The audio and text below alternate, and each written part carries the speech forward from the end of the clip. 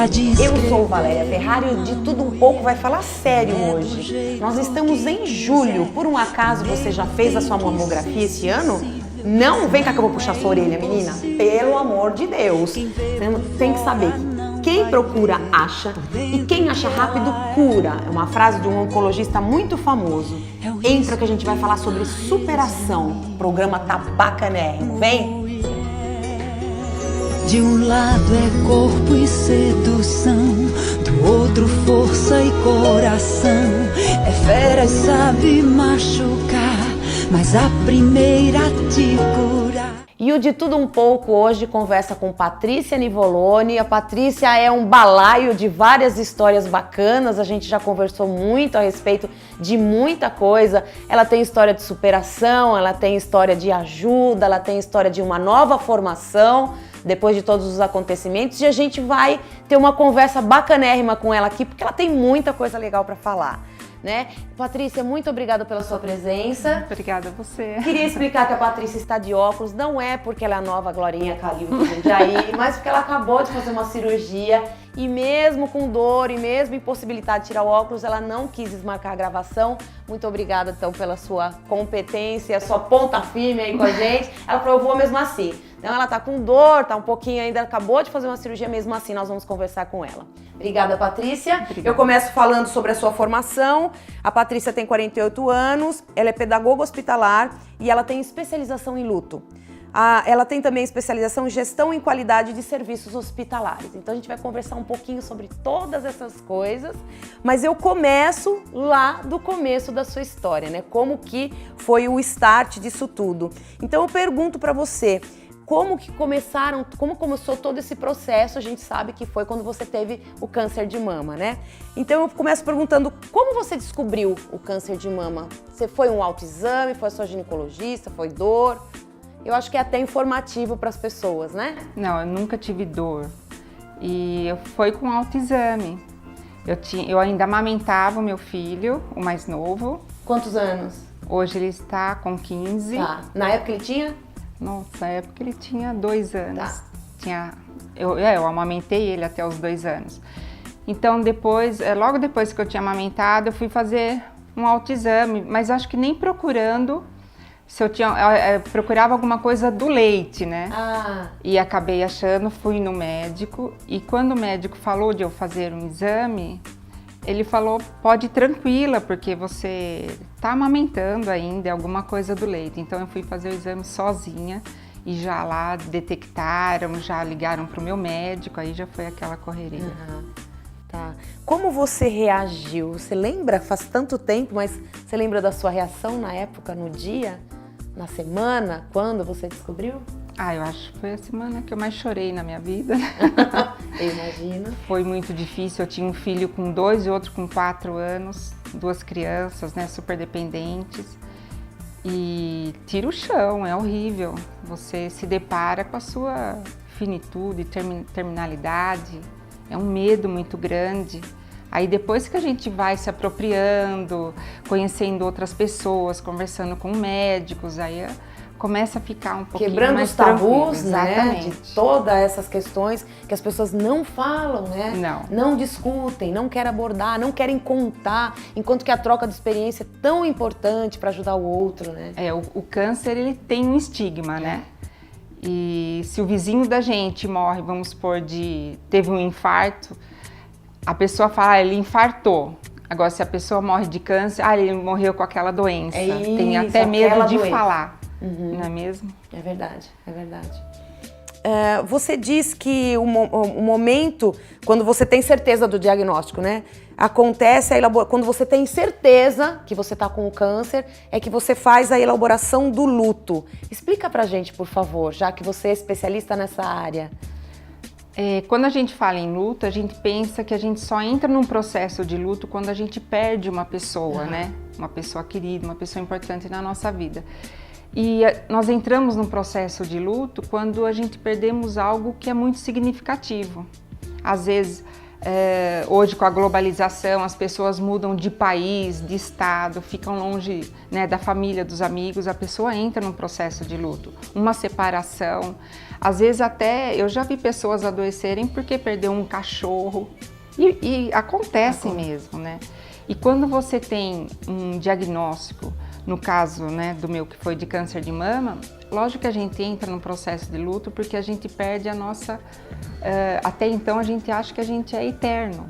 A gente não tem essa consciência que um dia a gente pode morrer realmente, né, e que isso pode acontecer a qualquer momento de nossa vida. Então, a partir daí eu tive aquele luto antecipatório, né? O que será que vai acontecer? Eu posso ir, posso não ir? Mas ao mesmo tempo, naquele momento eu já sei que, opa, eu posso morrer.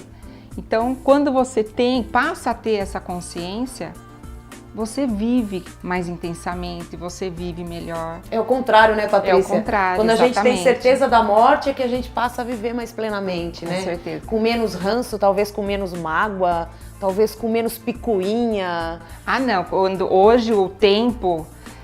até as pessoas quando vêm me falar alguma coisa ruim, alguma queixa, eu tento abreviar o máximo possível, que a gente não tem mais que perder tempo com essas coisas. Acho que a gente tem que dar muito mais valor com coisas que dão certo, coisas positivas.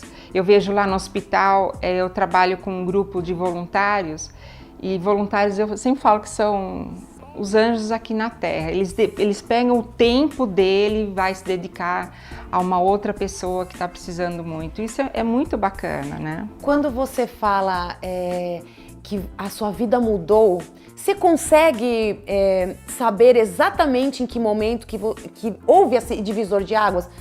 Ou seja, que você percebeu que você poderia mudar e que a mudança seria boa e que aquela elaboração do luto ia transformar você numa pessoa mais forte, com menos mágoa ou com menos... Em que momento? Você consegue explicar pra gente? Em que momento você falou assim, putz, eu acho que eu posso viver de outra maneira? Eu acho que eu aprendi a falar não. Antes eu falava muito pouco não. Tá. Então esse não é em respeito à minha pessoa, aos meus desejos, ao que eu quero, como eu estou me sentindo. Eu acho que isso foi muito bacana. Quando você fala em divisor de águas, eu acho que foi quando a minha oncologista chegou para mim e falou, olha, Patrícia, o câncer vem para 2 motivos, ele tem 2 motivos só. Ou porque chegou a hora da partida, ou porque tem que haver realmente uma mudança aí na sua vida. Nossa, então, que forte! Acho que a minha mudança, eu acho que foi justamente essa. Acho que ter o olhar até antes dos meus filhos, porque eu acho assim, a prioridade, lógico, é a sua família, né? Tanto é que a hora que você tem um diagnóstico, você não vai pensar no trabalho, nas coisas que você quer adquirir, você não pensa em nada, você pensa... Eu pensava nos meus 2 meninos, que eram 2 crianças, né? Mas quando chega nesse momento, aí você se depara com uma situação que ou você muda o rumo da sua vida, ou você, não é? E quando ela me falou isso, eu realmente optei em mudar para ver se eu me ajudava, né? Porque até então eu não sabia o que ia acontecer. Então, é super importante que a gente tome a vida nas nossas mãos, né? O que eu acho assim... É fácil falar, né? Mas é simples, né? É que a gente gosta muito de complicar as coisas, né? O que eu sempre falo, às vezes tem pessoas que tiveram um diagnóstico recentemente e querem me conhecer, querem conversar comigo. E às vezes eu tenho medo de se tornar assim, olha, eu quero ser igual você, porque você está curada. Mas eu sempre falo, e foi coisas assim que eu ouvi muito enquanto eu estava doente. Cada um tem a sua história, eu não sei se vai acontecer novamente comigo, se não vai. Então, eu acho que é muito importante cada um se preocupar com a sua história. Eu acho que o fato, assim, que eu acho muito importante, o que é um exemplo, é fazer tudo direitinho. Não importa a sua crença, a sua fé, no que acredita, mas assim, fazer o que o médico fala, procurar assim, fazer a sua parte, na parte assim, de alimentação, atividade física quando é permitido fazer, mas fazer tudo direitinho, né? No sentido de se ajudar. Eu acho que isso é o que todo mundo tem que fazer. Você discorre sobre o luto de uma forma bastante apropriada. Eu, pelo menos, achei incrível. A nossa sociedade prega o culto à felicidade eterna, a felicidade diária, a felicidade estampada no Facebook, né? E você veio com um discurso totalmente o contrário que faz muito sentido. Você conseguiria dar um resuminho aqui pra gente sobre o que você acha que é a elaboração do luto no mundo contemporâneo? Nossa, profundo isso. Eu acho que durante o dia nós vivemos vários lutos. Durante o dia são várias alegrias. Quando a gente sorri sempre com o rosto sereno, né? A gente não contrai, né? A gente sorri gostoso. E quando a gente vai chorar, a gente contrai. A gente acaba até ficando feia, né? Quando chora, porque a gente contrai. E contrai no sentido assim, que você está reprimindo a sua tristeza, a sua lágrima. E eu sempre falo, né? Para todo mundo que eu conheço, tá triste, chora, né? Gasta a dor e chora de uma maneira gostosa, relaxada. É um sentimento que você está colocando para fora e é um sentimento também que você pode dividir. É uma delícia dividir alegrias, né? Mas uma pessoa que vive assim constante alegria, eu até fico um pouquinho receosa porque dá a impressão de uma pessoa eufórica, né? E a gente tem que colocar isso para fora. E não é porque a pessoa está triste, está passando por um problema, que ela é uma pessoa fraca, é uma pessoa perdedora, é uma pessoa muito sensível. Eu lembro que quando a minha mãe morreu, e depois de um tempo, nem um mês, uma amiga minha foi em casa e a hora que ela chegou eu estava chorando. E ela disse para mim, nossa, Patrícia, eu acho que você está com depressão. Eu falei, eu não estou com depressão, eu estou triste, porque a minha mãe morreu. Então, eu acho que hoje isso não é mais permissivo. E isso é muito preocupante, porque a gente acaba passando isso para os nossos filhos, né? Se torna algo cultural, já é algo cultural, né?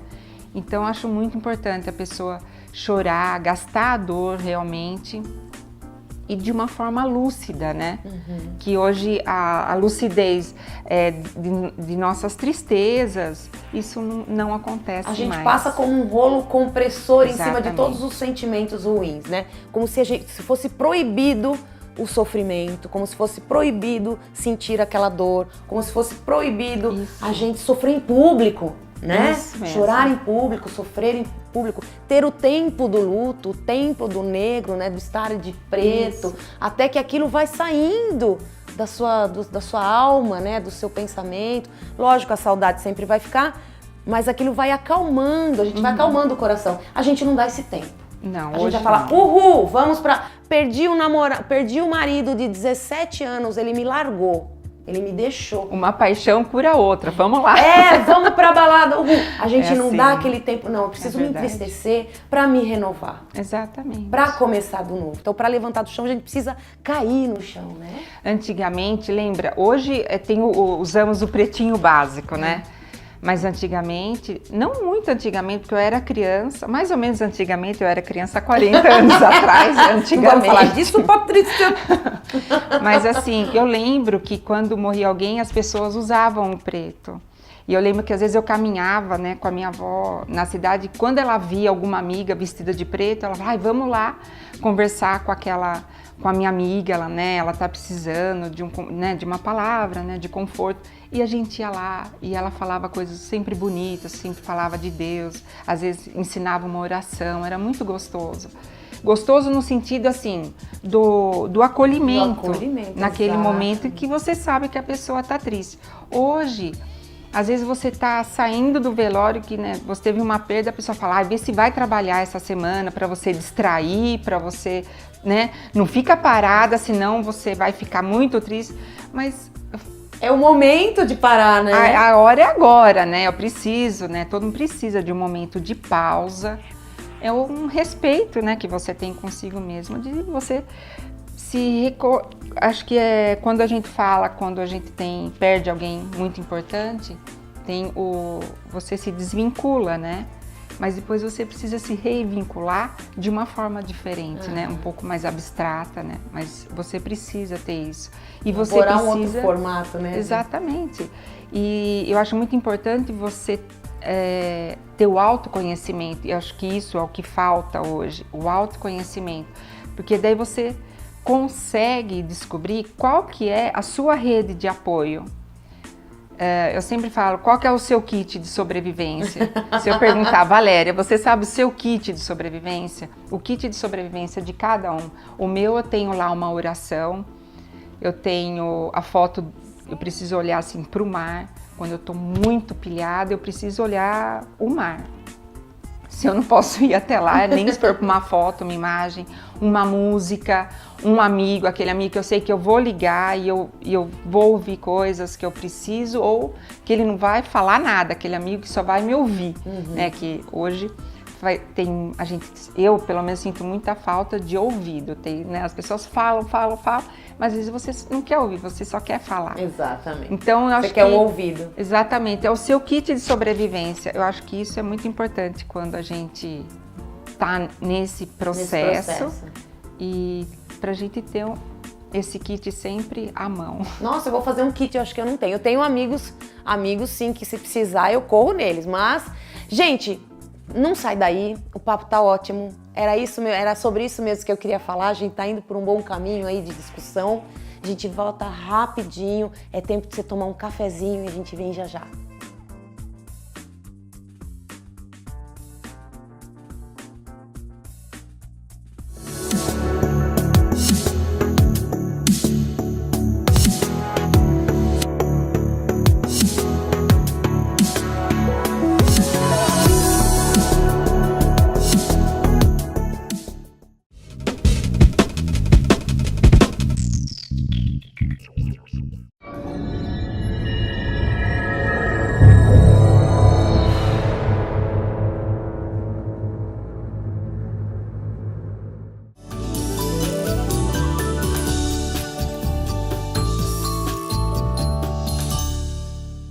E nós estamos de volta com De Tudo Um Pouco e Patrícia Nivoloni contando sobre a sua experiência. Ela teve câncer de mama, se curou, resolveu fazer dessa experiência de vida um start para começar um novo trajeto, uma nova carreira. Hoje ela trabalha com crianças com câncer dentro do HU, que é o Hospital Universitário de Jundiaí, e ela vai nos contar um pouquinho agora sobre esse trajeto. Quando foi? É uma pergunta meio retórica, tá? Mas eu queria perguntar para você, quando foi que você decidiu trabalhar com as crianças com câncer? Não só com câncer, né? Crianças porque doentes, no né? HU são todas as patologias. Eu acho que quando eu fiquei dentro da quimioterapia, né? Das salas de quimioterapia, quando eu fiz o tratamento, como eu já tinha trabalhado muito tempo com crianças, o que eu fiquei pensando, nossa, o que é uma criança fazendo químio dentro do hospital? Se para adulto já é difícil, imagine para criança. Aí eu fiz um projeto, apresentei para a Secretaria de Educação. Há quanto tempo atrás isso? 11 anos. Eu estou há 11 anos no HU. E daí esse projeto foi super aceito e eu fui trabalhar no HU com as crianças. Então no HU nós temos uma brinquedoteca. Eu tenho, acho que por volta de uns 200 voluntários trabalhando ali comigo. Incrível. E esse trabalho a gente faz tanto dentro da brinquedoteca, quanto nos quartos, na UTI, no pronto-socorro. E o meu trabalho ele é vinculado à Secretaria de Educação, até a Diretoria de Educação Inclusiva. E esse trabalho é realizado todos os dias pela manhã e as crianças têm a oportunidade de estar internadas, fazendo seus tratamentos. Elas têm a oportunidade de brincar, de jogar, de fazer atividades pedagógicas. E todas essas atividades a gente faz sempre com os pais do lado, né? Com o acompanhante. Tá. Então a gente tem um olhar bem... um olhar bem focado nas mães. Você me falou que as pessoas não olham para os pais das crianças, né? focam nas crianças, lógico que estão doentes, mas aquele pai e aquela mãe, eles estão sem porto seguro, né? É onde você entra, acredito. Eu acho que o trabalho tem que se estender, não pode fazer só com a criança, porque se a criança, se a mãe está bem, a criança está bem. Se a mãe está nervosa, instável, né? Com medo, a criança também está. Então, a mãe sempre vai contaminar a criança. Então, eu sempre falo que dentro do hospital, os mais doentes, né, emocionalmente, são os pais. Né? Tira o chão ver o filho doente. Então, tudo que a gente vai fazer, a gente envolve, né? Então, os pais brincam junto com as crianças? Brincam juntos. Que legal! É muito gostoso. Que legal. Só na UTI que não pode, né? Daí vocês entram sozinhos e... Na UTI, os pais ficam juntos também, tem o acompanhante. Toda criança, todo jovem, até 18 anos, tem que ficar com a mãe ou o pai do lado, inclusive na maternidade, que hoje tem muitas mães adolescentes e sempre estão com a mãe. Tá. Você tem hoje 200 voluntárias, né, que você chama de anjos na terra. Eu achei demais essa expressão, mesmo porque elas dedicam um tempo que elas poderiam estar livres em casa, fazendo qualquer outra coisa, e elas optaram por estar lá, ajudando você com as crianças, com o trabalho voluntário. Eu queria aproveitar esse espaço, queria que a gente tivesse a oportunidade de mandar um recado para elas, né? Que às vezes passa desapercebido. Claro, a gente sempre sabe que tem voluntário, mas assim, dedicar um tempo do programa a pessoas como elas que dedicam o seu tempo a fazer alguma coisa sem ganhar nada em troca, né? Se bem que eu acho que a gente ganha muito quando faz isso. Ganha muito. Né? Mas eu brinco que elas ganham bônus para ir para o céu um dia. Um recado para elas, você teria um recado assim de bate-pronto? Um recado que elas... Bom, são 12 entidades, né, entre pastorais, Rotary, o AMA. Que legal. Ai, não quero esquecer, né, nenhuma capelania, os Doutores da Alegria, que são de hospitaliar, são 3 entidades, né, que estão lá com a gente. Eu quero mandar um beijo, um abraço, que eles continuem dando esse exemplo, né, de seres humanos fantásticos. E eles fazem toda a diferença. Eu acho que no momento mais triste da vida daquelas crianças, eles são capazes de mudar o final da história. Que legal. É muito gostoso, adoro eles. Patrícia, a gente tem uma brincadeira aqui que você não tá sabendo, mas vai saber agora. Eu tenho um livro que chama Uma Pergunta por Dia, eu abro, faço uma pergunta pra você, o que vier na sua cabeça, é de bate-pronto, assim, é papum. Pode ser? É bem legal, você vai ver, é gostoso de responder. Não tinha marcadinho uma página pra aliviar. Ela já não tinha lido ainda, gente, juro que ela não tinha lido. Bom, diga pra mim, deixa eu ver se essa é boa. Nossa, essa é muito boa. Que medo. Não, porque você já acabou de se respondeu. Responda sim ou não. Todo mundo deveria ter um plano B? Sim. B, C, D. A gente tava conversando, a gente falou exatamente sobre isso. Deveria, né? Com certeza. Mas a gente não tem, sempre. né? Será que a gente tem? Eu não sei se eu tenho um plano B. Você tem um plano B? Eu tenho. Tem? B, C, até o Z. Gente, que incrível. Eu acho que os planos são nossos sonhos, né? Acho que a gente deve sonhar sempre.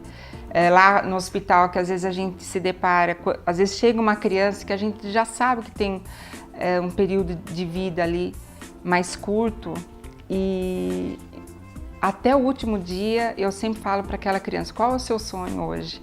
E a gente tenta realizar da melhor maneira. Eu acho que a vida é essa, né? Você tem sempre que sonhar.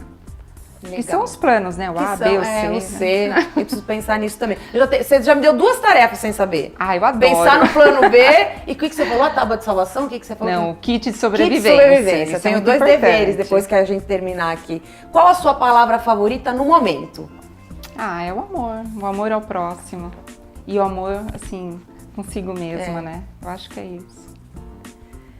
E essa aqui é ótima. Olha, qual foi a última... Era uma, como assim? Eu resolvi estender para 3. O plano B, o plano C. Eu não sou boa em matemática. Vamos lá. Qual foi a última vez que você se exercitou? Hoje de manhã. Você tá brincando, tá zoando? Hoje de manhã. Então eu fiz uma caminhada. Que chato. Eu gosto de perguntar essas coisas pro Se sedentário. Fosse Sedentário, que comeu ontem uma linguiça calabresa com cerveja. Nada disso. Hoje, Tá bom, então. O De Tudo em Pouco vai ficando por aqui. Feliz da vida de ter conversado com Patrícia Nivoloni, com as suas histórias de superação, história de ajuda, e ela continua trabalhando com isso. Isso é muito legal, quer dizer, a história não termina pela história em si, mas ela dá continuidade a um novo trajeto de vida, que a gente fala tanto aqui, é uma mudança de vida. Muito obrigada, fiquei super feliz, uma querida. Volte sempre que tiver coisas, novidades e mudanças pra gente, que a gente adora. A gente vai ficando por aqui, lembrando a você que você pode continuar conversando comigo. Como, Valéria? Você vai lá no Facebook, escreve uma mensagem pra mim, inbox. A gente gosta de crítica, mas não tanto, a gente prefere elogio. Mas vai lá, ajuda na pauta, sugere um convidado, que a gente tá aqui para fazer um programa melhor pra gente e pra vocês aí de casa. Um grande beijo e até semana que vem. Acontece que é o seguinte, hoje é um novo dia de um novo tempo. Por que você não me chuta quando é assim? Vem aqui me chutar. Caiu o microfone.